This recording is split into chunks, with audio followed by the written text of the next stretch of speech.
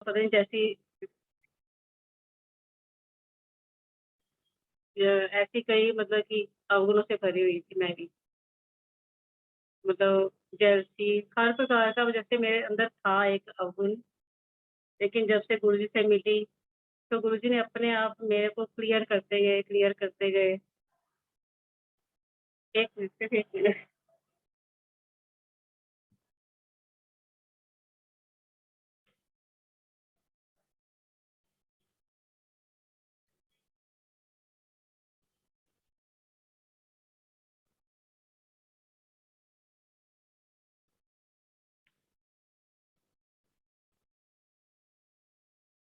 Sorry संगत जी। अ, आवाज़ आ रही है मेरी? हेलो, हेलो, जी आंटी हेलो आ रही है। ठीक है। तो मैं भी बहुत अवगुणों से भरी हुई थी, मतलब कुछ भी मतलब।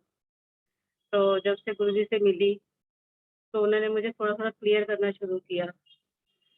आज से 7 साल पहले या मैं 2014 में गुरुजी से जुड़ी थी और उससे पहले अवगुण भरे अभी भी अवगुण बहुत हैं, लेकिन कुछ गुरुजी ने साफ किए हैं। तो ये जो आज का टॉपिक है, कर्म अच्छे करो फिर सब कुछ मिलेगा। तो पहले मैं बिल्कुल ऐसे थी कि जैसे एक जेल में रहते हैं ना 25 साल, ऐसे कोई मुझे दुनिया का पता नहीं। बस ये पता है कि मेरा परिवार है, बच्चे हैं और ये चारदीवारी है। बस इसी में अपनी दुनिया जैसे एक मेंढक की दुनिया होती है ना, कुआँ और तालाब, यही मेरी दुनिया थी। और कभी फ़ील ही नहीं हुआ कि बाहर की दुनिया देखूँ, कुछ पता ही नहीं लगा ऐसे। लेकिन जब गुरुजी से मिली, तो मेरे थोड़े-थोड़े अच्छे कर्म शुरू हुए, वो जो गुरुजी ने करवाए। तो उस अच्छे कर्मों से मेरी लाइफ़ बदल गई। मेरी लाइफ़ इतनी चेंज हो गई कि अब मुझे अपने आप से कई बार घिन आती है कि मैं वैसी भी थी। तो इस प्लेटफ़ॉर्म पे मुझे अपनी ये बुराई बताने का मौका मिला। कहते हैं अगर बुराई अपनी स्वीकार कर लो संगत के सामने, तो भगवान हमारे पापों को माफ़ कर देते हैं। तो मैंने भी कई किए होंगे अपने उसमें पाप, अपने बड़ों से, अपने पूर्वजों से, अपने सास-ससुर, मम्मी-पापा, बहुत गलतियाँ हुई हैं मेरे से। तो आज गुरु जी के सामने, आप संगत के सामने मैं उनसे माफ़ी माँगती हूँ और बस अच्छे कर्म का मतलब ये है कि अच्छे कर्म करो, तो ये लाइफ़ एक 5 स्टार लाइफ़ मिलती है, 5 स्टार लाइफ़। उस लाइफ़ में ये नहीं होता कि आपके पास गैजेट्स हैं, सब प्रकार की सुख-सुविधा है। उसमें है कि आपके मन को शांति है, आपके फैमिली में प्यार बना हुआ है, आपको मतलब कि गुरु कृपा आती रहती है। अच्छे कर्म का ये मतलब कि आप अगर अच्छे कर्म कर रहे हो ना, तो गुरु की कृपा आनी शुरू हो जाती है। तो सबसे पहले अगर अपने जीवन को सुखी बनाना है ना, तो अपने अच्छे कर्मों को इतना बढ़ा दो अपनी मेड के साथ, ड्राइवर का खासकर जो हमसे देखो छोटा-बड़ा कोई नहीं होता। मतलब कि एक इस दुनिया में एक लेवल है जो भगवान ने बनाया हुआ है। उस लेवल पे मैं कहना चाहती हूँ कि अपने मेड, ड्राइवर, अपने सब सर्वेंट उनके साथ इतना फैमिली वाला व्यवहार करो, जैसे वो तुम्हारे अगर बड़े हैं तो माँ-बाप की तरह हैं, छोटे हैं तो बच्चों की तरह हैं, बराबर के हैं तो भाई-बहन की तरह हैं। उन्हें छोटा ना समझो, क्योंकि आज वो जहाँ खड़े हैं, क्या पता हम कल वहाँ खड़े हो जाएँ और वो हमारी जगह खड़े हो जाएँ, तो फिर हमें कर्मों का भुगतान देना पड़ेगा। तो बस ये वाले अच्छे कर्म आप इनसे ही शुरुआत करें ना अपने घर से, अपनी बहू से, अपनी बेटियों से एक जैसा व्यवहार करें। मतलब हर छोटा-छोटा चीज़ ना आपके अच्छे कर्मों को बढ़ाती है। एक तो होता है कि पाठ पूजा करो। अब मैंने कई बार देखा है कि कई बहुत पाठ पूजा करते हैं, लेकिन वो इन चीज़ों पर अपना वर्क नहीं करते। तो मेरे हिसाब से पहले इन चीज़ों पे वर्क करके पाठ पूजा करोगे ना फिर वो उसका फल मिलता है, जो मैंने आज तक अपने ऊपर फ़ील किया है। बाकी कहते हैं ना भावना सच्ची हो तो ज़ुबान की ज़रूरत नहीं होती। कोई सुने ना सुने, रब खुद ही उनकी पुकार सुन लेता है। आँखें नम हो ना हो, दिखावे की ज़रूरत नहीं पड़ती। तड़प दिल में होनी चाहिए, रब करोड़ों में भी हमें चुन लेता है। तो बस अच्छे कर्म का यही डेफिनेशन है मेरे पास, क्योंकि इस पे तो ये अच्छे कर्मों का चैप्टर तो इतना बड़ा है कि हम पूरी किताब भी लिख दें तब भी कम है। बाकी मैं अब अपनी यात्रा के बारे में आप सबसे शेयर करती हूँ। हे गुरुजी, आप मेरे कंठ में विराज होकर इस यात्रा को आप ही बताएँ। इसकी मुझसे गलतियाँ हो सकती हैं, गुरुजी आप ही बुलवाना, क्योंकि चमत्कार इतने हुए हैं जिसका कोई अंदाज़ा ही नहीं, और सच में मुझे याद भी नहीं। कहीं याद है, कहीं नहीं याद, आपकी इतनी ब्लेसिंग होती है, क्या पकड़े और क्या छोड़े। तो गुरुजी आप ही मेरे कंठ में विराज होके जो-जो सत्संग करवाना चाहें, वो आप करवाना। जय गुरुजी। मेरी यात्रा हुई शुरू 2014 में। 2014 में, जैसे 2013 में मेरे फादर इन लॉ चले गए थे। मदर इन लॉ उनसे 7-8 साल पहले चले गए थे। फिर उस टाइम मैंने कहा था ना कि हम ऐसे ही जीव हैं, तो कुछ फैमिली में जैसे 2 भाइयों की लड़ाई-झगड़ा या कुछ ऐसा छोटे-मोटे हुआ, तो हमने अलग होना ठीक समझा कि अलग होके प्यार बड़ा रहेगा। तो ऐसे हम अलग हुए, और कहते हैं ना कई बार ये मुसीबत ही दुखादा हाल बनती है। तो वो अलग होना मेरा एक भाग्योदय था। मतलब मुझे ना गुरुजी कुएँ में से निकाल के महासागर में मिला रहे थे। महासागर मतलब अपने आप से। एक कुएँ में कैद थी, बंद थी, जैसे एक तालाब होता है ना, मतलब कि कचरे में थी। मैं कचरा नहीं कहूँगी, बिना नाम के ज़िंदगी कचरा ही है। क्योंकि उस समय मुझे नाम की वैल्यू नहीं पता थी। मेरे सास-ससुर बहुत पाठ पूजा करते थे। लेकिन उस समय मैं अपने जीवन में, कहते हैं ना बच्चे ऐसे कहते हैं, अभी तो हमारी उम्र नहीं हुई, जब बुढ़ापा आएगा देखी जाएगी।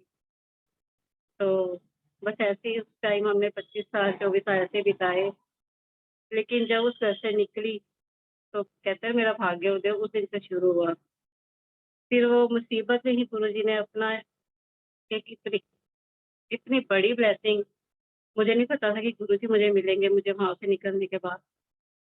तो फिर हमने एक रेंट पे घर लिया तिलक नगर में। रेंट पे हमें जो पड़ोसी मिले, वो बहुत नाम जपने वाले थे। मतलब कि उन्होंने 2:30 बजे उठ जाना, पापा जी, मम्मी मैं उनको बोलती थी, वो भी छाबड़ा थे। तो मैंने उनको ना अपना मम्मी-पापा बना लिए थे। जैसे उनमें मुझे सास-ससुर, मम्मी-पापा सब नज़र आते थे। उन्होंने मुझे इतना प्यार किया, ये भी ब्लेसिंग थी, क्योंकि कोई आपसे प्यार करे ना, ये भगवान की ब्लेसिंग होती है। और फिर हमने, जिस दिन हम वहाँ पे आए ना, नीचे हमारा फ्लोर है, जो फर्स्ट फ्लोर पे मैं रेंट पे आई थी, तो उसी दिन ही मेरा भाई आया, पंजाब में किसी ना मंत्री, कोई मंत्री होगा उसके साथ आया। तो उसने कहा कि वीना दीदी, तू इन्हों ਨੂੰ ਐਂ ना कहीं कि ਅਸੀਂ किराए पे रहने हैं, नहीं तो मेरी बेइज्जती हो जाएगी। और मैं क्या कहूँ? तो ऊपर हमारे ऊपर सेकंड और थर्ड फ्लोर बन रहा था। सेकंड फ्लोर बन चुका था, वो बंद था, और थर्ड फ्लोर खुला हुआ था, उसमें वर्क चल रहा था। तो उस टाइम मैंने झूठ बोल दिया कि ये थर्ड फ्लोर ना हमारा बन रहा है। कर ऐसे जीव है ना, हम भी अपनी बेइज्जती, इज़्ज़त बहुत सोचते हैं। तो मैंने ऐसे कह दिया कि हमारा वो थर्ड फ्लोर बन रहा है, तो हम तब तक किराए में 6 महीने नीचे रहेंगे, 3 महीने या 4 महीने जो भी हम नीचे रहेंगे। तो ऊपर देख के आया, तो उन्होंने कहा कि घर तो बहुत प्यारा है, काफ़ी महँगा भी है, बहुत ही अच्छा घर है, वेंटिलेशन बहुत अच्छा है, मतलब बहुत तारीफ़ की उसने। तो हम कहाँ वो ले सकते थे घर, इतनी मतलब मेरी औकात तो नहीं थी। तो बात आई गई होगी, हम भी अपना बैठ गए, और तब भी गुरुजी मेरी लाइफ़ में नहीं आए थे। मतलब उन्होंने अपना वर्क शुरू कर दिया था गुरुजी ने, उस दिन से, पहले दिन से, जब मैंने कहा कि घर मेरा है, भी बन रहा है। तो उस समय जब मैं अलग हुई, तो मुझे ना डिस्क की, फ्रोज़न शोल्डर की बहुत सारी बीमारियों ने घेर लिया। मतलब कि मैं ना एकदम 3-4 महीने बिल्कुल बेड पर थी, और मेरे हस्बैंड रोज़ 500 रुपए रख के जाते थे, और मैं एक्यूप्रेशर का इलाज करवाती थी, क्योंकि मैं इंग्लिश दवाइयाँ नहीं खा सकती थी, मुझे किडनी में लग जाती थी। तो मैं एक्यूप्रेशर का इलाज करवाती थी, तो या होम्योपैथिक या एक्यूप्रेशर। तो ऐसे ही मेरा इलाज शुरू हुआ।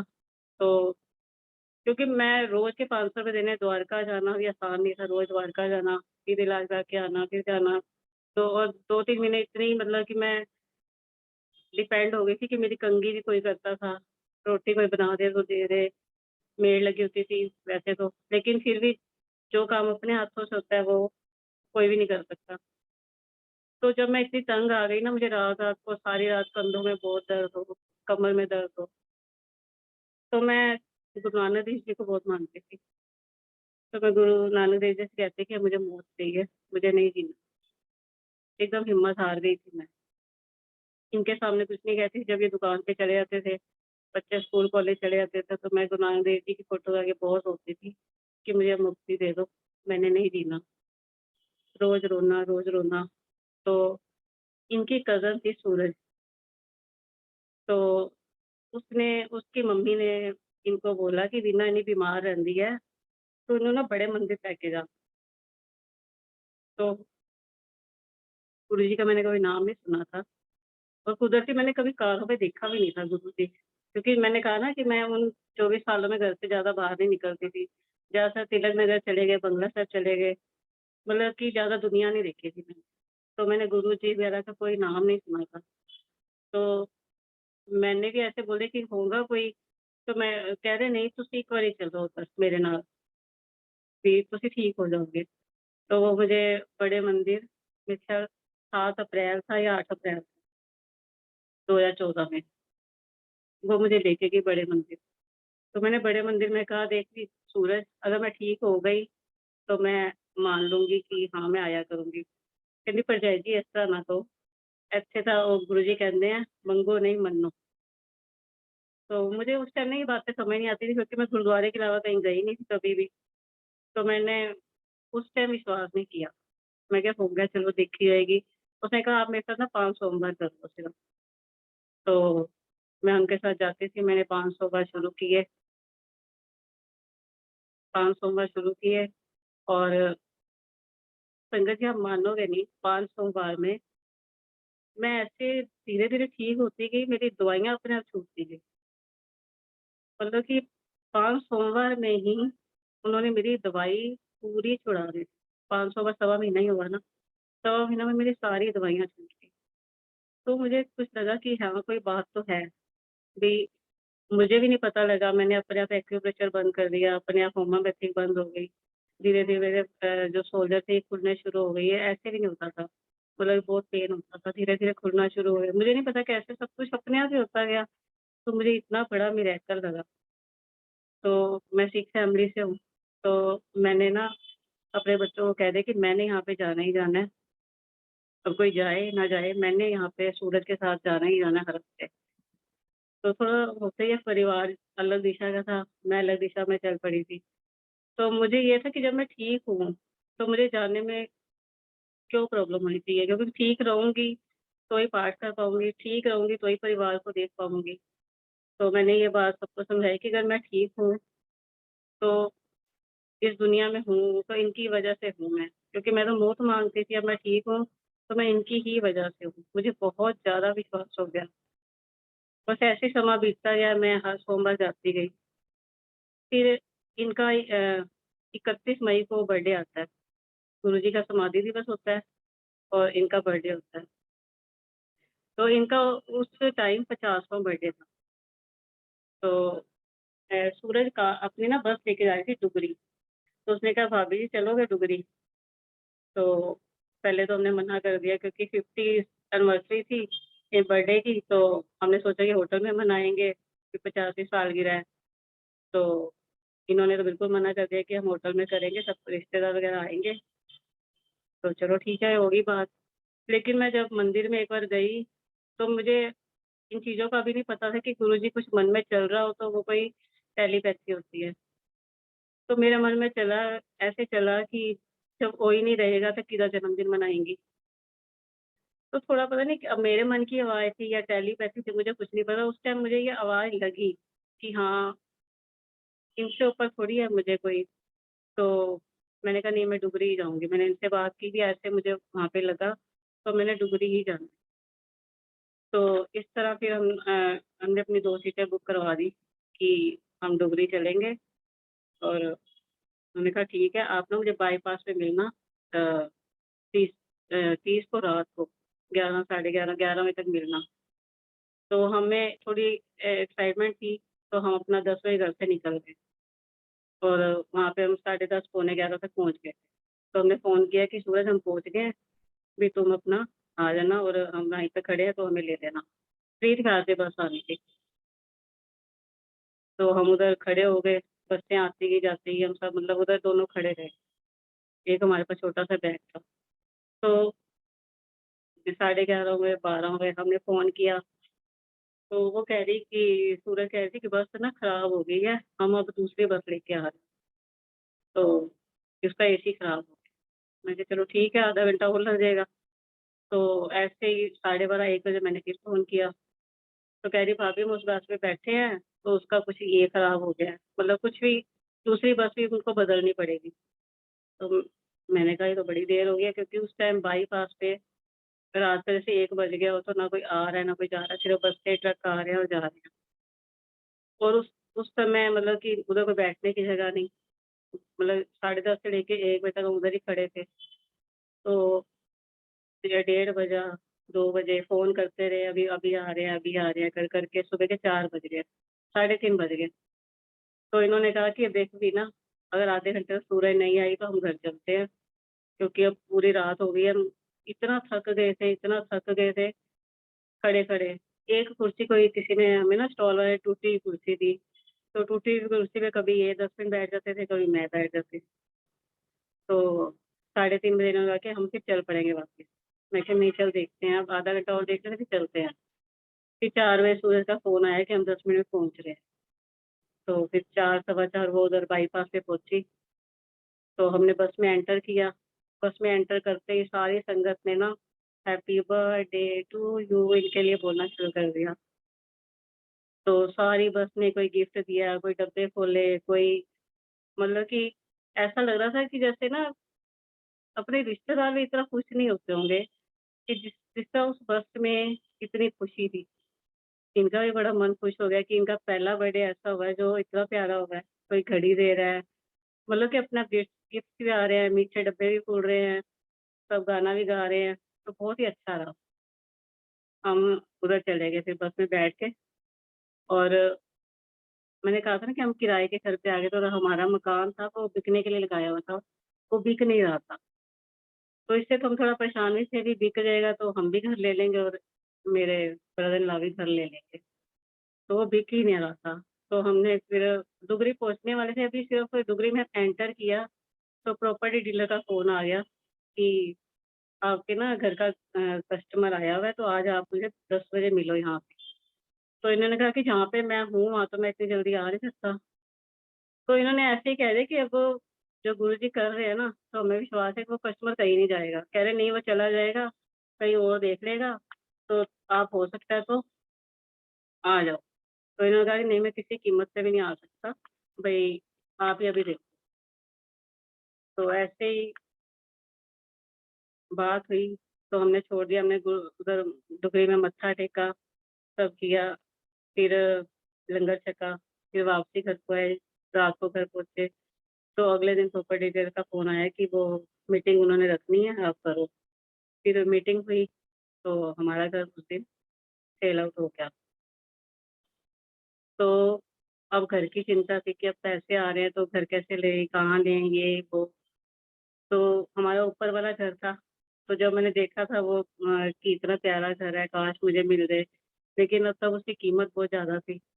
फिर हमें जैसे अप्रैल में हम आए थे, मई, जून, जुलाई में, तो 7 जुलाई को हमें घर का बयाना मिला पुराने घर का और 7 जुलाई को हमें गुरुजी ने हमारा यही ऊपर का 3rd फ्लोर दिलवाया, जो उन्होंने पहले दिन मुझसे कहलवा दिया था कि ये घर मेरा है।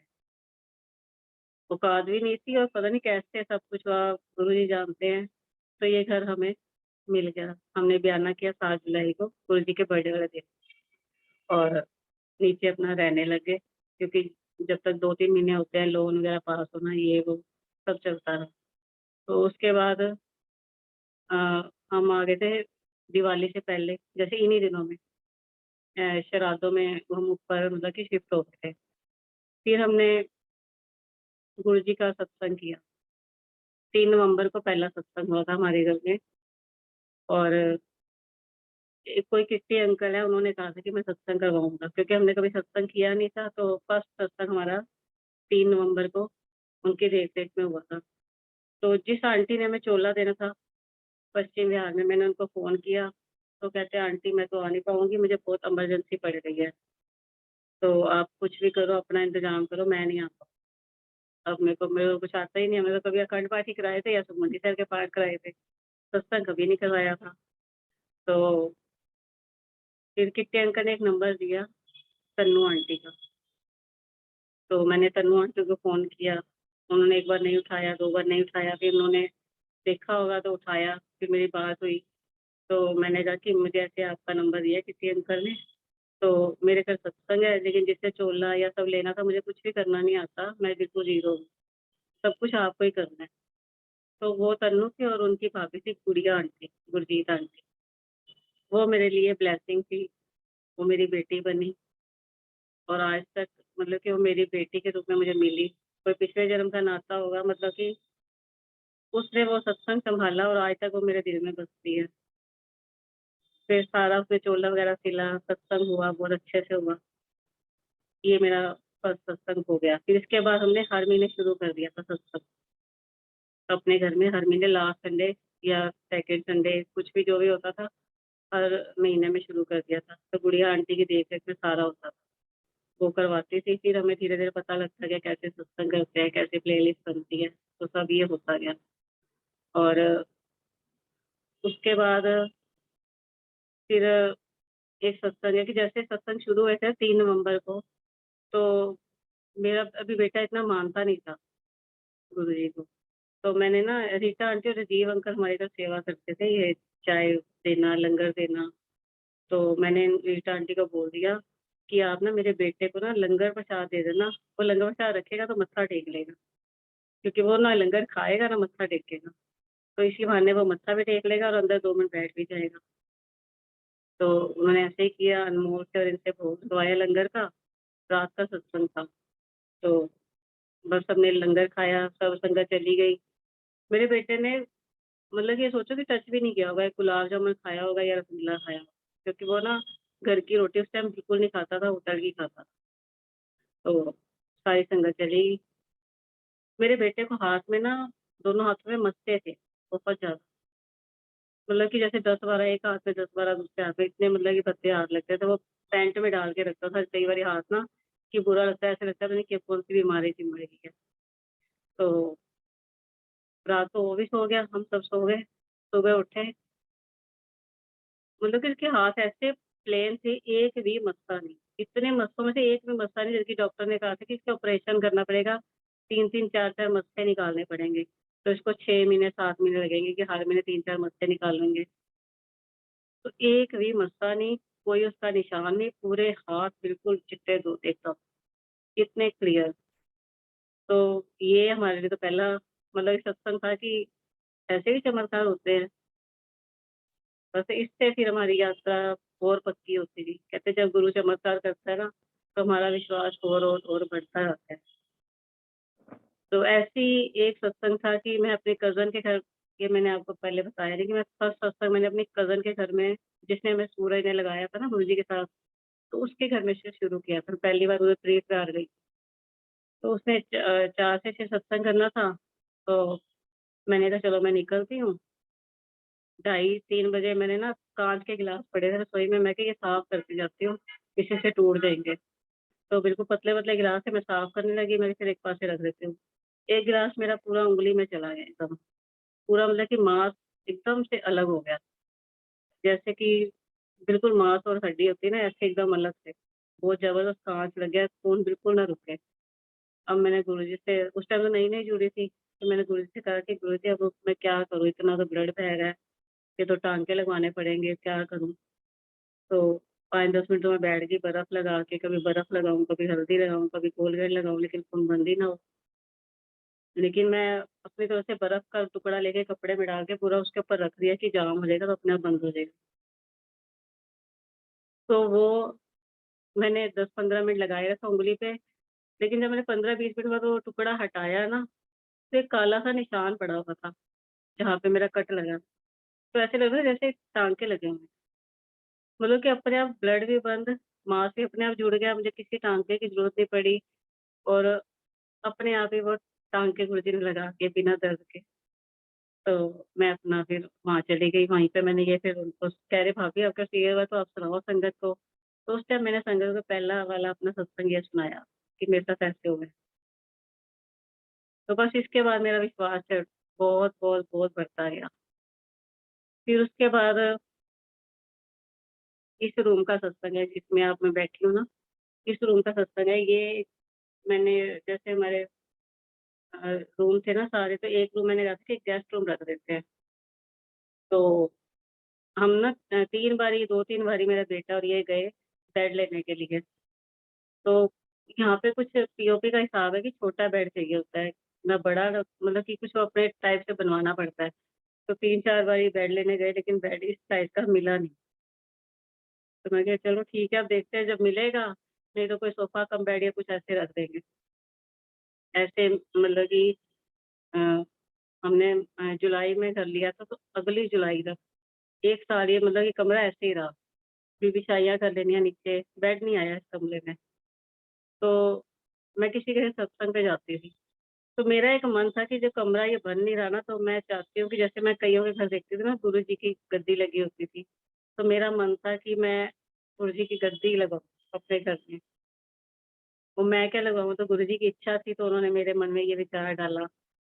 तो मुझे बहुत शौक था कि एक अलग पीसफुल कमरा हो, उसमें एक वाइब अलग बन जाती है ना, पाठ पूजा करने का आनंद ही अलग आता है। क्योंकि और कमरों में तो वही बच्चों का शोर या फिर टीवी का शोर, एक कमरा अलग होगा तो बंद करके बंदा रब से जुड़ सकता है। तो मेरा ये था कि मेरा एक कमरा अलग हो। तो मैं किसी जगह सत्संग पे गई थी रजौरी, तो वहाँ पे 300-400 संगत होती थी। तो 300-400 संगत होती थी, तो वो अंकल है ना रात जाते समय एक बुके रखते थे गुरु जी के चरणों में, तो 400 संगत में से या 300 या 200 जितनी संगत उसको एक को मिलता था सिर्फ।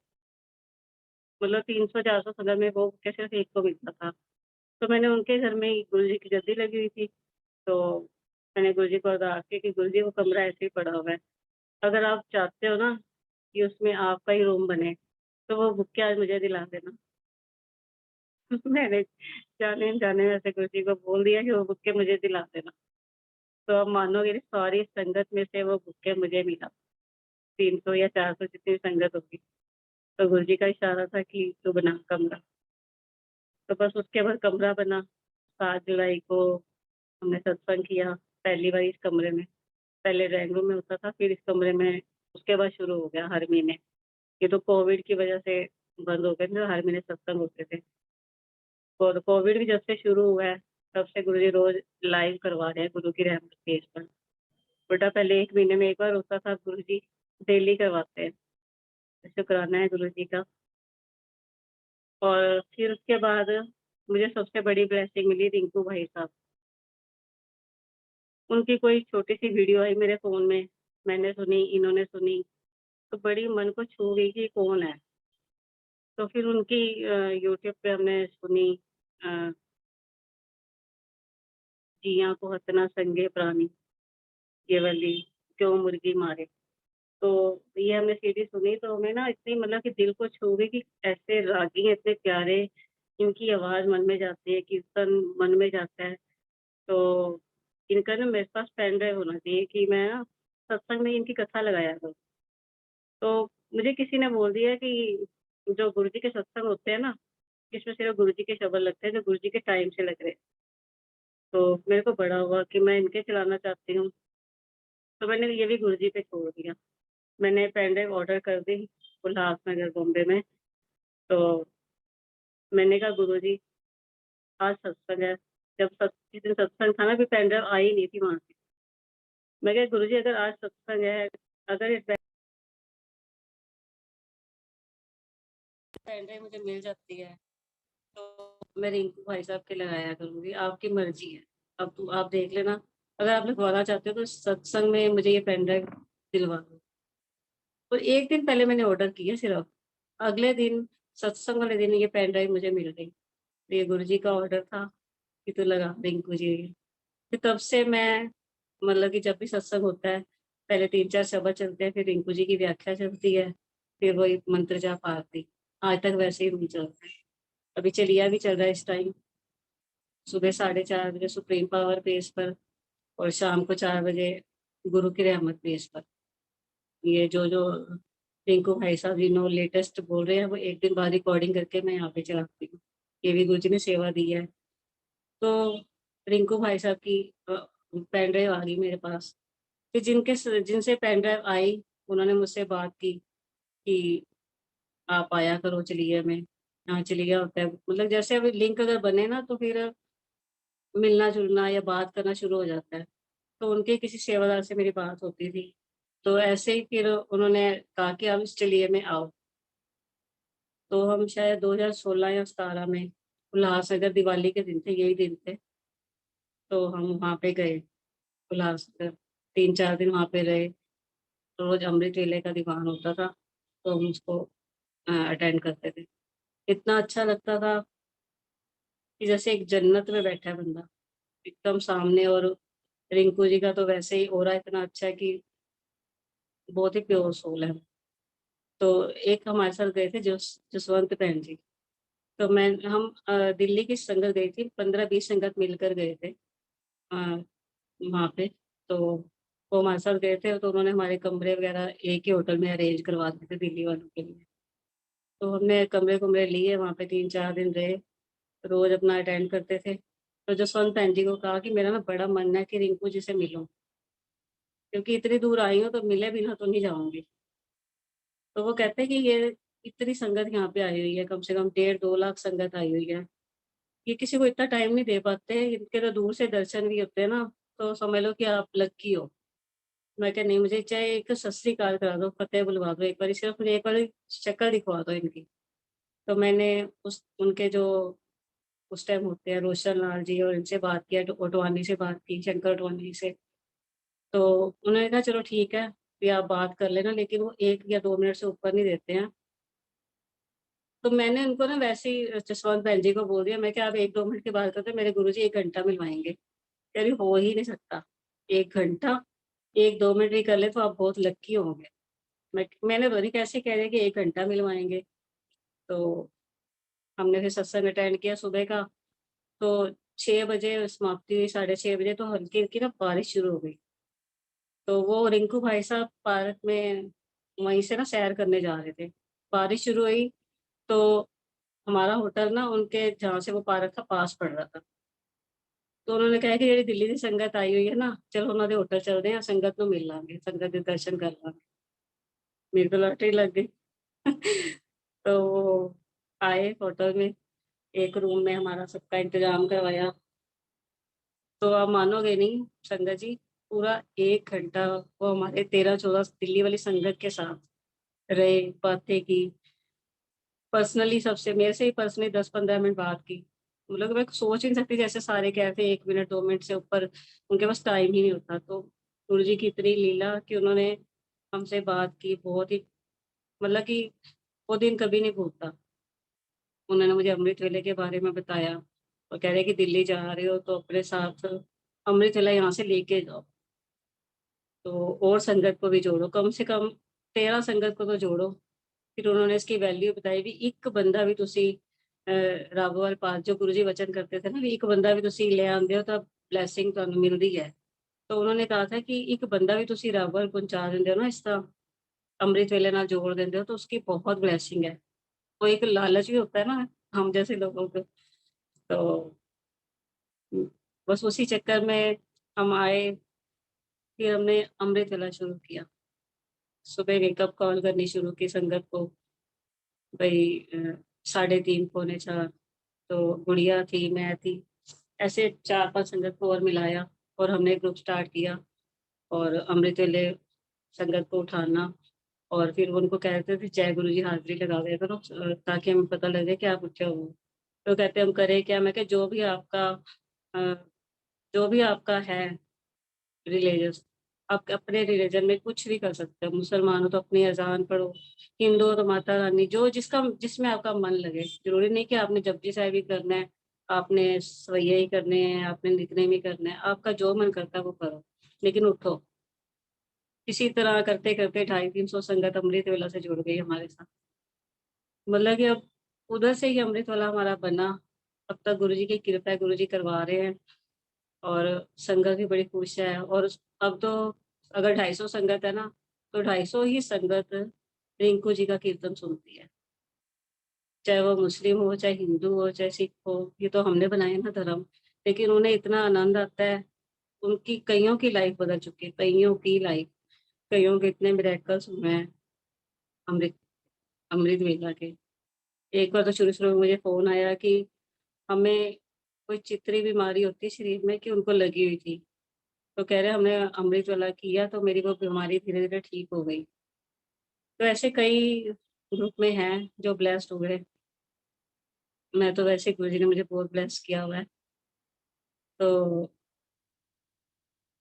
बहुत ही अच्छा रहा। फिर बच्चों की शादियां, बेटी की शादी हुई, बेटे की शादी हुई, मतलब 5 स्टार शादियां भी गुरु जी ने करवाई। और मेरी बड़ी बेटी अभी इतना मानती नहीं थी शुरू शुरू में। उसके बेटे को ना पेट दर्द की बीमारी हो गई थी, मतलब जो मर्जी इलाज करा ले उसका पेट दर्द ही ठीक होता था। तो मैंने उसको कहा कि तू ना बड़े मंदिर जा, तो वहां से इसको लंगर खिलाए, ठीक हो जाएगा। तो उसने भी बड़े मंदिर में गई, 3-4 बार उसको लंगर खिलाया, उसकी ये बीमारी बिल्कुल ठीक हो गई बेटे की, तेजस की। तो उसका भी विश्वास बढ़ गया।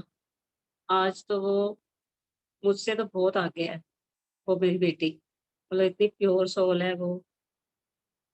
उसके लिए मतलब कि मैं खुद उससे सीखती हूँ कि वो इतनी प्यारी है, मतलब बहुत ही प्यारी है।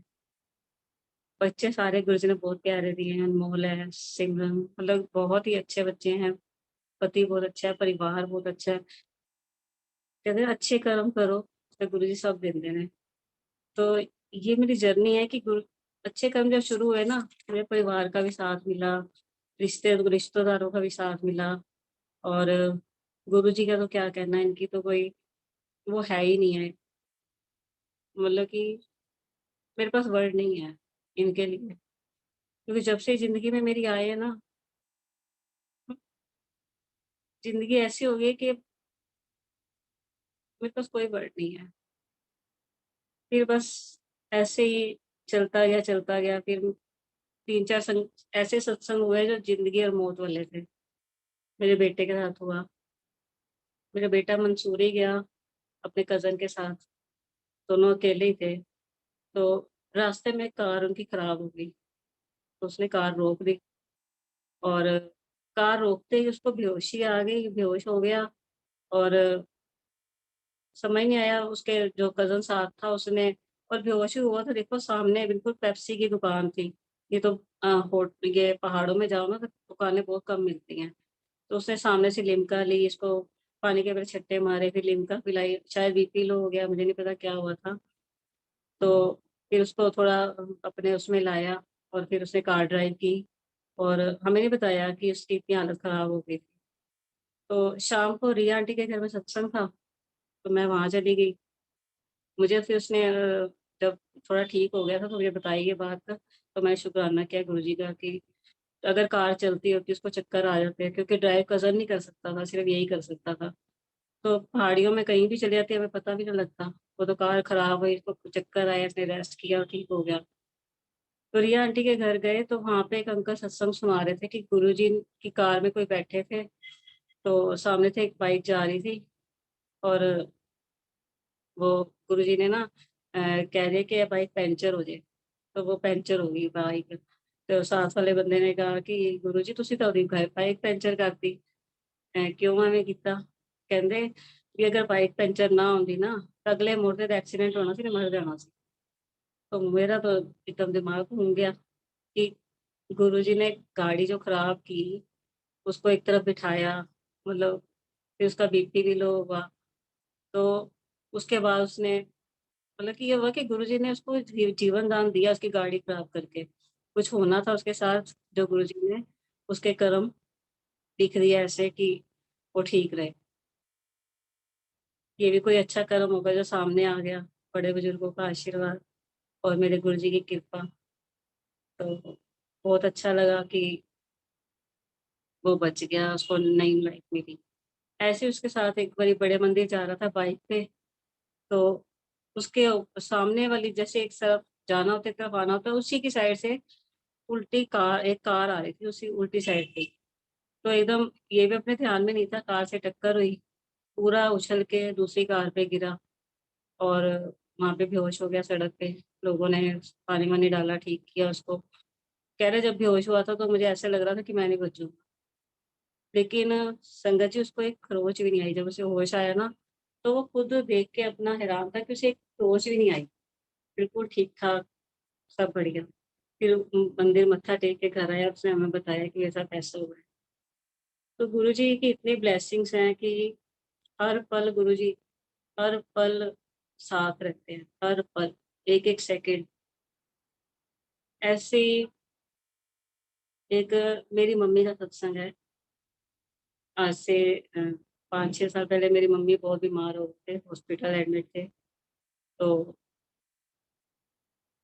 इतने ज़्यादा बीमार थे कि हम जब गए तो कोमा में जा चुके थे, कोई बात नहीं कर रहे थे। तो मुझे ये था कि मेरी मम्मी ने मुझसे कोई बात नहीं की, कोमा में चले गए हैं। तो डॉक्टर ने कहा था कि अभी 3-4 घंटे और देखते हैं तो उनको डेथ क्लियर कर देते हैं, क्योंकि उनमें कुछ है ही नहीं था। तो मेरे भाई को भी बोल दिया, तो मेरे भाई ने सोफ़े वगैरह सब बाहर निकलवा दिए कि अब बॉडी घर पे लानी है। तो सारा उसने जैसे करते हैं अरेंजमेंट, वैसे उसने कर दिया। तो मैं उधर ही थी, तो मैं कोई बहादुरगढ़ गुरुद्वारा था। मैं कहा मैं वहाँ पे अरदास करके आती हूँ। साथ में ही था, 15-20 मिनट, 20-25 मिनट का रास्ता था। मैंने वहाँ पे अरदास की तो वहाँ पे एक जोत जल रही थी। मैंने जोत से ना थोड़ा-सा घी लेके आई, मैं कहा मैं मम्मी को लगाऊँगी, तो क्या पता कोई ब्लेसिंग हो जाए। बाकी तो जीवन मृत्यु तो ऊपर वाले के हाथ में है। तो मैंने, कहते हैं ज़बरदस्ती कुछ नहीं माँगना चाहिए। तो उस टाइम मैंने ज़बरदस्ती माँगा कि मुझे एक बारी बात करा दो मेरी मम्मी से। तो मैंने वो तेल ला के मम्मी की पेट पर लगाया, मत्थे पे लगाया, थोड़ा-सा मुँह के आस-पास लगाया। तो मम्मी को ना ऐसे मैंने बातें करी थी कि मम्मी जी तुसी जा रहे हो, पापा ने की होएगा? डैडी दा ध्यान करो, तुसी वापिस आ जाओ, मत जाओ, अभी टाइम नहीं हुआ है। ये वो मैंने बड़ी तेज़ से चुंडी मार के मम्मी को बात की, चुंडी पिंच करना होता है ना, पिंच करके बात की। मतलब कि गया हुआ इंसान भी गुरुजी की ब्लेसिंग, वो वापिस आ गए। तो डॉक्टर कह चुके थे कि वो नहीं है। वापिस आए, उन्होंने एकदम आँखें खोली और आँखों में आँसू थे। अभी बोल कुछ नहीं रहे थे लेकिन आँसू थे। मैंने तो पूरे आईसीयू में चीखें मार दी, मम्मी वापिस आ गई, मम्मी वापिस, खुशी होती है ना। तो मेरे को बहुत खुशी हुई कि वो वापिस आ गए। तो 4-5 दिन हॉस्पिटल में रहे, फिर घर आ गए।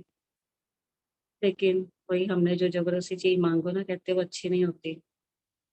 6 महीने उन्होंने बहुत मुश्किल काटे। तब मैं गुरुजी को अरदासें करती थी कि मेरी गलती के लिए मुझे माफ़ कर दो, आप उनको ले जाओ। क्योंकि वो इतने परेशान थे, दर्द से कराहते थे, बहुत बुरा हाल था। उनके मोशन बंद हो गए थे, मोशन आता नहीं था, नीमा करो, जो मर्ज़ी करो, मोशन नहीं आता था, चिल्लाते थे बहुत ज़्यादा। तो लास्ट के 15 दिन मैं उनके साथ ही थी। तो मैंने जिस दिन आना था, उससे 2 दिन पहले हॉस्पिटल में ही थे वो, तो मेरे पास ना गुरुजी का स्वरूप पड़ा था। तो वो ना, अब रात को घर आना था तो मैं ना स्वरूप को मम्मी के पेट पर, धुन्नी के ऊपर रख के आ गई थी कि गुरुजी, अब आप देखो मम्मी इतना कहरा रही है, अब अपने आप देखो क्या करना है, क्या नहीं करना। ये हमारी तरफ से अब कोई बंदिश नहीं है, क्योंकि उस टाइम मैं भी चाहती थी कि उनको मोक्ष मिल जाए, वो बहुत तड़प रहे हैं। मैंने उनकी धुन्नी पर वो रखा, स्वरूप छोटा-सा गुरुजी का, और घर आ गई। तो सुबह-सुबह डॉक्टर को, जैसे हम पूछते हैं नर्स को कि मम्मी की तबीयत कैसे रही रात को, तो वो नर्स ने मुझे कहा कि उनको तो लूज़ मोशन लग गया है, तो सारी रात हो गई लूज़ मोशन कर रहे हैं। तो एक एक मिरेकल ही था कि जो डॉक्टर कहते हैं कि इनको कभी मोशन ही नहीं आएगा, अगर आएगा भी तो बहुत दिक्कत से, बहुत रो-रो के आएगा, क्योंकि उनकी कोई मांसपेशियाँ थी ना, वो डेड हो चुकी थी उसकी, मोशन की। तो ये तो बहुत बड़ा चमत्कार था कि उनको लूज़ मोशन लग गए, उनको डायपर डालना पड़ा। मतलब अब जो इतने दिन अब वो रहे ना, 15-20 दिन, तो उनको डायपर डालना पड़ा। जाने का उनका समय था, हमें नहीं पता था। लेकिन चलो, फिर उनका शुक्राना किया गुरु जी का, चलो एक चीज़ से तो छुटकारा मिला कि उनको दर्द नहीं होती अब। मोशन तो चलो डायपर बदल के हो जाता है, सब ठीक हो जाएगा। तो ऐसे-ऐसे उनका वो सब ठीक हो गया, 8-10 दिन निकाले। तो उनका एकदम ना, मैंने जब मैं मेरी फ़िक्र थी कि मैं क्या मैं चलती हूँ, तो मैं 1-2 दिन बाद फिर आ जाऊँगी, घर-बार थोड़ा देख लूँ, बच्चों को देख। तो जैसे मेरी ट्रेन थी शाम की, तो मम्मी का ना शाम को मैंने डायपर बदला तो एकदम यूट्रस फटा हुआ था। ब्लड ही ब्लड पूरा। इतना ब्लड था कि मैं देख के एकदम घबरा गई, बहुत ज़्यादा ब्लड था। तो मेरा मन ना करे आने का कि मैं इस हालत में तो छोड़ के नहीं जाऊँगी मम्मी को। तो हमने पाठ ही रखवाया था उनका, ग्रंथ साहिब जी का मोक्ष प्राप्ति के लिए। तो मुझे बड़े बुजुर्गों ने कहा कि वीना, तेरे में ना उनके प्राण अटके हुए हैं, तू जा यहाँ से। तेरे को देखेंगे तो वो जाएँगे नहीं। तू जा, बेशक कल आ जाइयो, लेकिन आज का दिन तू चली जा। अब बड़ों की बात तो माननी थी, क्योंकि मैं उनको दुखी भी नहीं देख सकती थी। बंदा कहते ही है ना, क्या पता इससे हो जाए कुछ। तो मैं अपना वापस आ गई दिल्ली, रात को सोए और खबर आ गई कि वो नहीं गए, गुरुजी का आना, चले गए। फिर उनके जाने के बाद मेरे डैडी, बुजुर्ग ही मेरे कहते हैं ना कि मैं बीमारियाँ घेरती रहती हैं। डैडी को हेपेटाइटिस सी हो गया, ब्लड कैंसर हो गया, और ऐसी कई बुरी-बुरी बीमारियाँ उनको आ गई एकदम ही सब। तो वो बहुत बीमार रहने लग गए। लेकिन उनके ना एक कमर में इतनी दर्द होती थी कि वो उठ भी नहीं पाते थे, कि मैं लेटा रहूँ, चल भी नहीं पाते थे। मैं उनको ना बड़े मंदिर लेके आई। बड़े मंदिर में उनको बिठाया और दर्शन भी कराए, रोटी-रूटी उन्होंने, लंगर छका उन्होंने। और उनको इतनी अच्छी वाइब्स आई कि कहंदे वीना हुण मैं ठीक हो गया। हुण ना तेरे गुरु जी ने मैनू ठीक कर दिता है। कमर उनकी ना अगले दिन मतलब कि जब उठे तो उनकी कमर में पेन नहीं था, और वो पेन उनको मरते दम तक हुआ भी नहीं, कमर का पेन। तो बहुत ही पॉज़िटिव होके वो पंजाब राजपुरा रहते हैं, पॉज़िटिव होके गए कि मैं ठीक हूँ। बाकी जो उनको बीमारियाँ थी, उनकी पेन तो होती थी। तो मैं गुरुजी को कहती थी, देखो जाना सबने है गुरुजी, लेकिन मेरे ना डैडी नू मम्मी वाली तकलीफ ना देना। तो मेरे डैडी मतलब इतनी प्यारी सोल ना, बहुत ही प्योर सोल, बहुत ही प्योर सोल। भी उनको कोई दुःख होता था तो हमें होता था कि हाय उनको कोई दुःख ना हो, कोई तकलीफ ना हो, नहीं दे सकते थे हम चारों बहन-भाई। तो मेरी भाभी ने बहुत सेवा की उनकी, लेकिन गुरुजी को मैं अरदास करती थी कि उनको चलते-फिरते ले जाना। देखो दुःख तो होता है, कोई बेटी अपने बाप के लिए ऐसे अरदास करे, नहीं कर सकती, मुश्किल होता है। लेकिन जब मम्मी के दुःख देखती थी ना, तो फिर होता था कि नहीं डैडी के दुःख ना भुगतें, उनको चलते-फिरते ले जाना। तो ये सत्संग मेरा हरमंदिर साहिब से रिलेटेड है, जो इनका आज गुरुपुरब है, गुरु रामदास जी का। बहुत-बहुत बधाइयाँ सारी संगत को। तो हम वहाँ पे 31 मई को हम डुगरी जाते थे, और इनका बर्थडे होता था 31 मई को, तो हम 29 को चले जाते थे। 30 उधर रात को रह के इनका बर्थडे वहाँ पे सेलिब्रेट करके 31 को हम डुगरी आके फिर हम दिल्ली आ जाते थे। हमारा 4-5 साल से रूल था। तो तब भी मैं गई 29 को, तो डैडी ने कहा कि "वीना तू 31 ਨੂੰ ਘਰ ਇੱਧਰ ਹੋ ਕੇ ਜਾਈਂ ਤੇ ਟੀਟੂ ਦਾ ਬਰਥਡੇ ਹੈ ਤੇ मैं केक ऑर्डर कर ਦਿੱਤਾ है ਤੇ जन्मदिन मनाना है।" मैं ठीक है डैडी मैं आ जाऊँगी। तो हमने 29 को वहाँ पे गए, मत्था टेका, तो कुदरत को क्या मंज़ूर था, नहीं पता। लेकिन मत्था मतलब उस दिन टेक नहीं पाए थे, लेट पहुँचे थे रात को। तो रश वहाँ पे बहुत था, तो मैंने कहा कि हम ना सुबह मत्था टेकेंगे 2:30 बजे आके, सवा 2 ढाई बजे। तो अब इसी रश में नंबर भी नहीं आना, क्योंकि सुख आसन का टाइम होने वाला था। तो हमने वहाँ पे बाहर ही बैठ गए, तो सुख आसन का टाइम हुआ, तो जो सुखासन करते हैं, पालकी से लेके जाते हैं ना, तो बहुत रश होता है, और आगे सेवादार खड़े होते हैं कि कोई उसको टच ना करे पालकी साहब को। आपने कभी देखा होगा ना उधर, ये थोड़ी है, किसी को टच नहीं करने देते। तो ऐसे ही बहुत सारी संगत थी, हम अकाल तख्त के नीचे खड़े हो गए कि चलो दर्शन कर लेंगे, बाकी सवा 2 आके हम फिर आ जाएँगे। तो ऐसे हमने दर्शन किए, तो गुरुजी को पता था कि उन्होंने दर्शन नहीं करने, कि उन्होंने किस वजह से हमें वापस बुलाना था, उन्हें पता था। तो उन्होंने इतनी भीड़ में पता नहीं क्या हुआ, हमसे 20 फुट दूर होंगे गुरु ग्रंथ साहिब जी पालकी में। पता नहीं कहाँ से कोई धक्का लगा, पालकी साहब हमारे सिर्फ बिल्कुल ऐसे सामने थे जैसे ऐसे हैं। हमने उनको मत्था टेका और पता नहीं कैसे उनके कंधे पे पालकी का किसी ने रख दिया, वो ये लो सेवा करो। क्योंकि सब कुछ अपने आप मैं मेरी तो आँखों में आँसू थे कि गुरुजी खुद हमें आए हैं दर्शन देने। तो बहुत शुक्राना किया गुरुजी का और बहुत ही प्यारे दर्शन हुए और हम दर्शन करके अपना खा पी के 12 बजे कमरे में आ गए। सवा 12 बजे मुझे फ़ोन आ गया कि मेरे डैडी एक्सपायर हो गए हैं।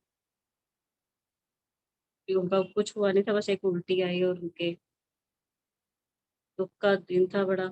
लेकिन ये सत्संग था कि गुरुजी ने हमें उधर भी इतने आराम से दर्शन कराए, उन्हें पता था कि हम कल नहीं आ पाएँगे। हम उसी टाइम रात को राजपुरा की तरफ रवाना।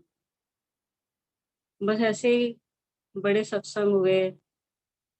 फिर एक सत्संग है मेरे बचपन का है। मुझे बचपन से ही किसी ने जैसे ब्लैक मैजिक किया होता है वो था। उसकी वजह से मैं ज़्यादा पढ़ लिख भी नहीं पाई थी क्योंकि स्कूल में जाती थी तो टीचर्स कहती थी इसको फिट्स पड़ जाता है तो आप ले जाओ। मैंने 9th या 10th स्टैंडर्ड ही किया सिर्फ। तो मेरे को ये प्रॉब्लम थी और पता नहीं कैसे मेरी शादी इतने अच्छे घर में होगी, नहीं तो जिनको फिट्स पड़ते हो तो शायद उनकी शादियाँ भी नहीं होती अच्छे घरों में। कहते हैं कि इसको तो दौरा पड़ता है, पता नहीं आगे कैसे गृहस्थी चलेगी। तो गुरुजी कहते हैं ना गुरुजी काफ़ी टाइम से हमारे साथ होते हैं, हमें नहीं पता, हमें तब पता होता है कि जब हमें उनकी ब्लेसिंग आनी शुरू होती है। तो पहले ब्लेसिंग्स आ रही होती है वो हमें नहीं पता होता। तो ऐसे मेरी शादी अच्छे घर में हुई थे, लेकिन मुझे फिट्स पड़ते थे। तीनों बच्चे हो गए तब भी फिट्स पड़ते थे कभी-कभी। बड़ा गंदा भी फ़ील होता था क्योंकि ससुराल था, 100 बातें भी करते ही हैं रिश्तेदार ये वो। तो ज़िंदगी बीत रही थी। लेकिन जब मैं गुरुजी से जुड़ी तो अ, मैं किसी के घर जनकपुरी सत्संग पे गई। जब शुरू-शुरू में जुड़ी थी तब। ये 2014 की बात है।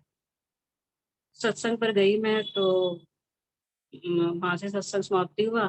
शुरू-शुरू में क्रेज़ होता है ना कि ये सत्संग जितना मिल जाए अच्छा है। तो एक और सत्संग था, वो भी जनकपुरी के आस-पास ही था।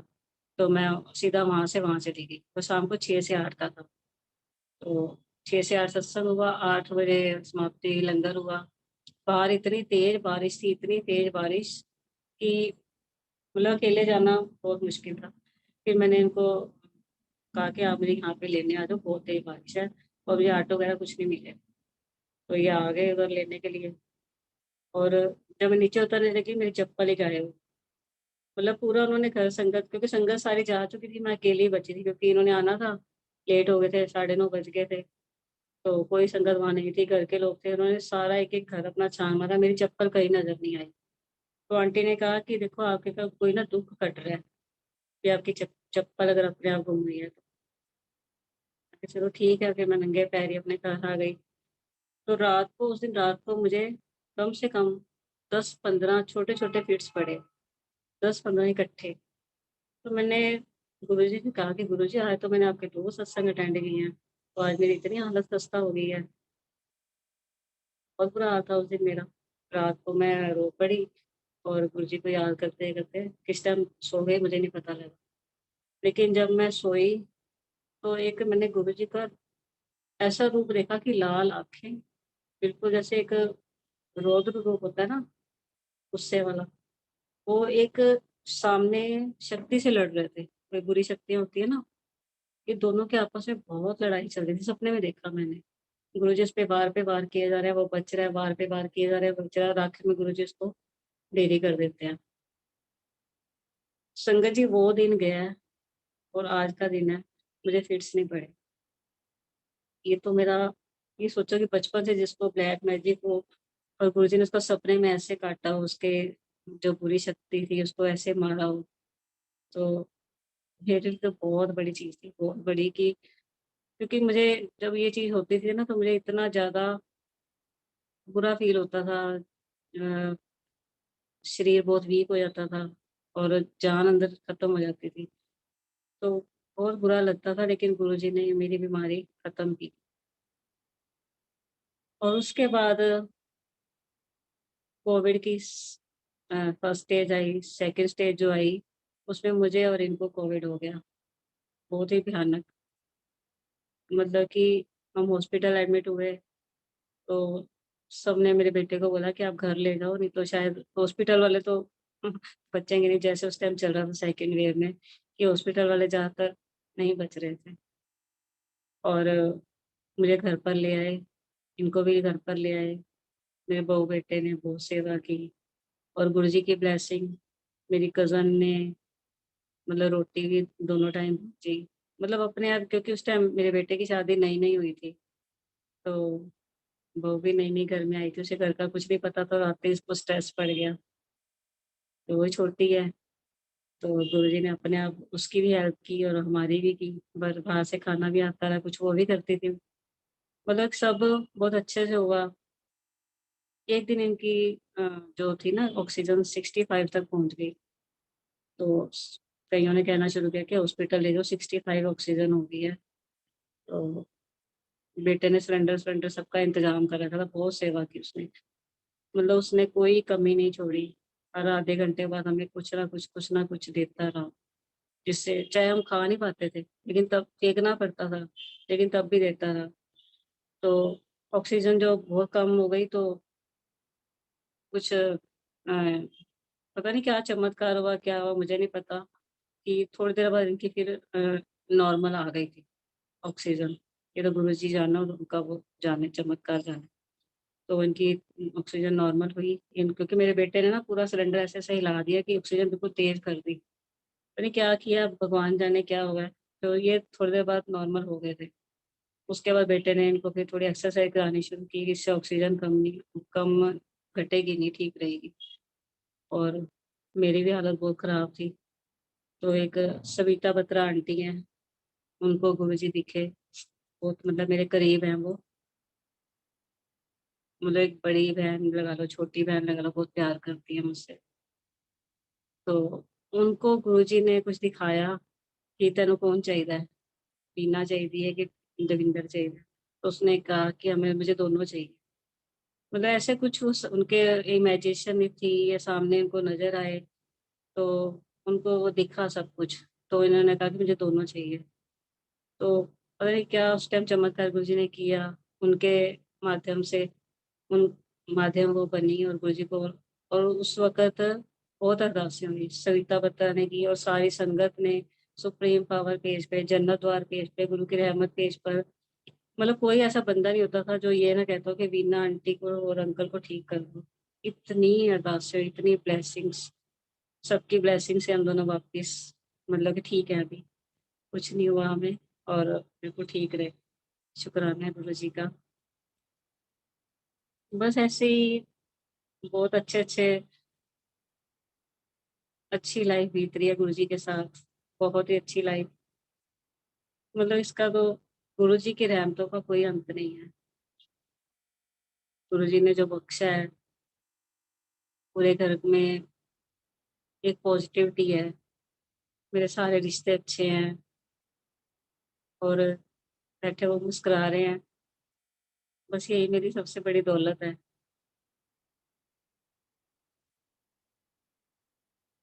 बस सत्संग तो बहुत है, बाकी आज के लिए इतना ही। तो आप सब संगत से एक विनती है कि जो आज गुरुजी का आया ना कि अच्छे कर्म करो, सब कुछ मिलेगा। फिर मेरे को कोई कमी नहीं है। तो बस अगर चाहते हो ना कि आपकी लाइफ स्मूथ बीते, तो बस अच्छे कर्म करते रहो। अच्छे कर्म, सबसे प्यार करो, सबका दिल जीत लो, किसी से बुरा ना करो, किसी को ऊँचा नीवाना बोलो, किसी पे गुस्सा ना करो। बस ये हमारी लाइफ होनी चाहिए कि जितना हो सके हम दूसरे के साथ अच्छा करें। उसको ये ना देखो कि वो तुम्हारे साथ कैसे कर रहा है, तुम उसके साथ अच्छा ही करो। तो ज़िंदगी में कभी दुःख नहीं आएँगे। फिर वो गुरुजी अपने आप ही अपना कहते हैं ना ऑरा बना देते हैं कि जहाँ पे गुरुजी का अपना ऑरा बन जाता है वहाँ दुःख नहीं आ सकते।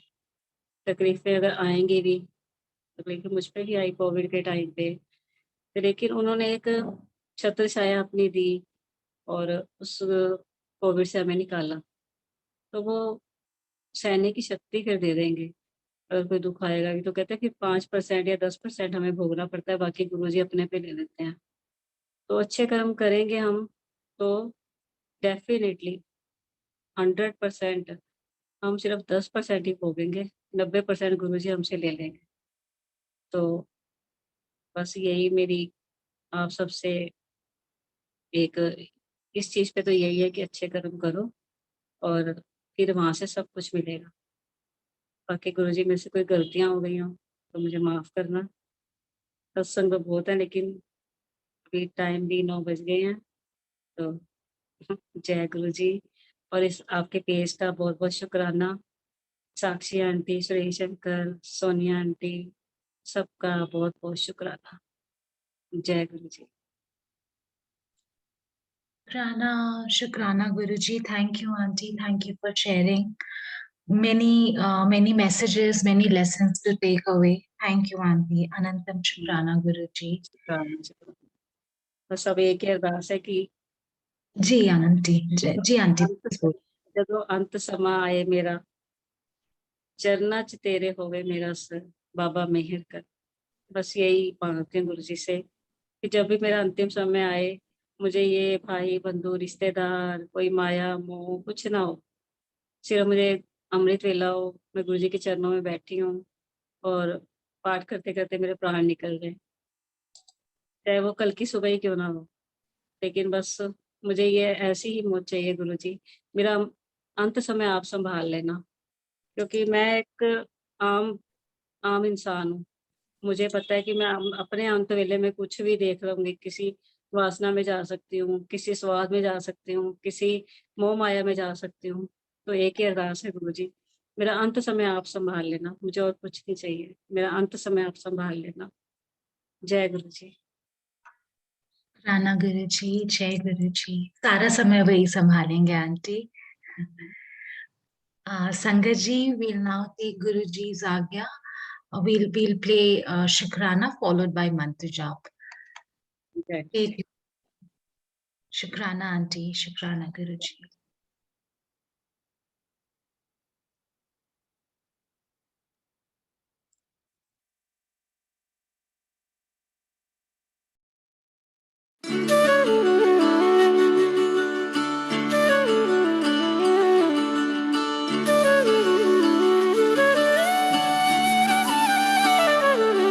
शुक्राना तेरा शुक्राना, शुक्राना तेरा शुक्राना, शुक्राना तेरा शुक्राना, शुक्राना तेरा शुक्राना। तेरी रहमतों का कैसे, तेरी रहमतों का कैसे करूं मैं बखाना। शुक्राना तेरा शुक्राना, शुक्राना तेरा शुक्राना। तेरी रहमतों का कैसे करूं मैं बखाना। शुक्राना तेरा शुक्राना, शुक्राना तेरा शुक्राना, शुक्राना तेरा शुक्राना, शुक्राना तेरा शुक्राना।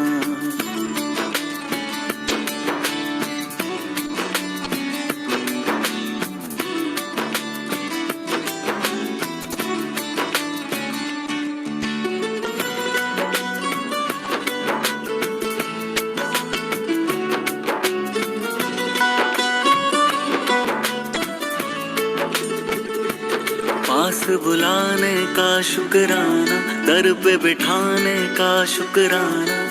तेरे दर का है शुक्राना, मेरे झुके सर का है शुक्राना। हंसना सिखाने का शुक्राना, राह दिखाने का शुक्राना।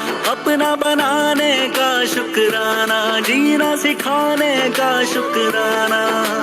हाथ पकड़ कर मंजिल पर, हाथ पकड़ कर मंजिल पर पहुंचाने का शुक्राना। शुक्राना तेरा शुक्राना, शुक्राना तेरा शुक्राना। शुक्राना तेरा शुक्राना शुक्राना तेरा शुक्राना।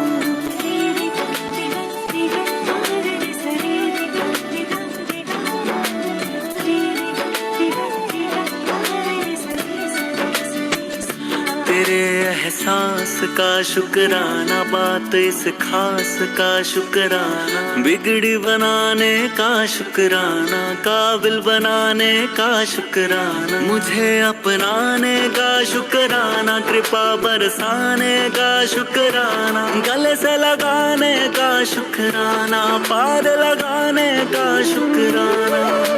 चरण तिहारी जन्नत है, चरण तिहारी जन्नत है, उस जन्नत का शुक्राना, शुक्राना तेरा शुक्राना, शुक्राना तेरा शुक्राना।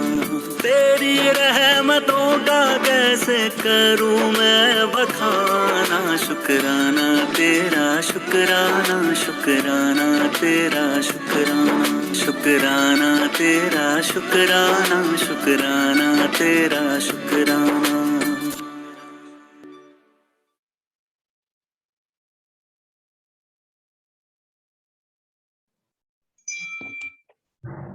आज्ञा दे। जय गुरु जी की। अब हम मंत्र जाप करेंगे।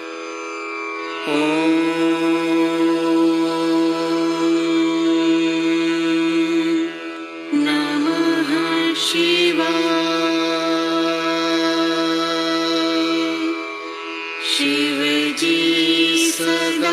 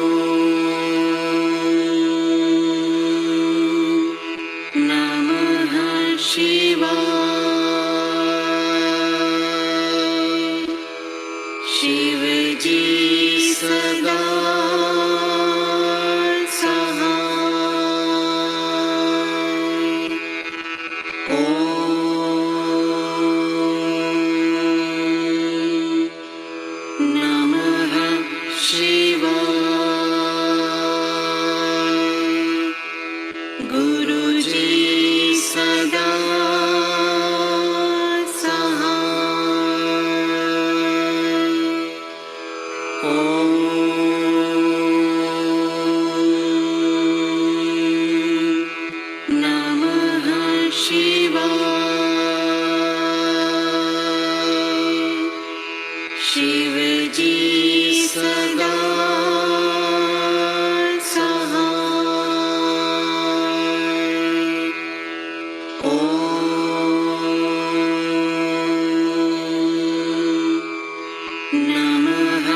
शिवाय। गुरुजी सदा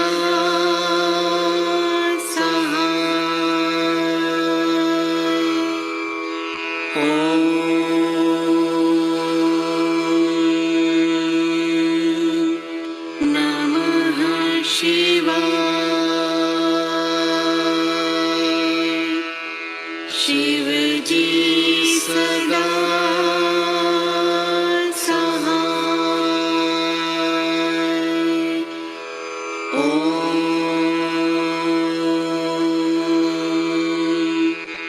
नमः शिवाय। गुरुजी सदा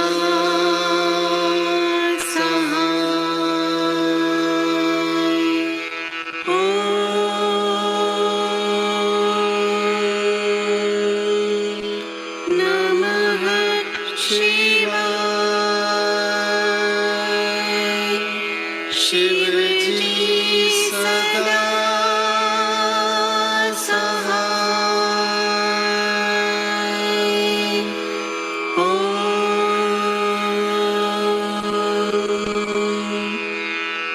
नमः शिवाय। गुरुजी सदा सहाय।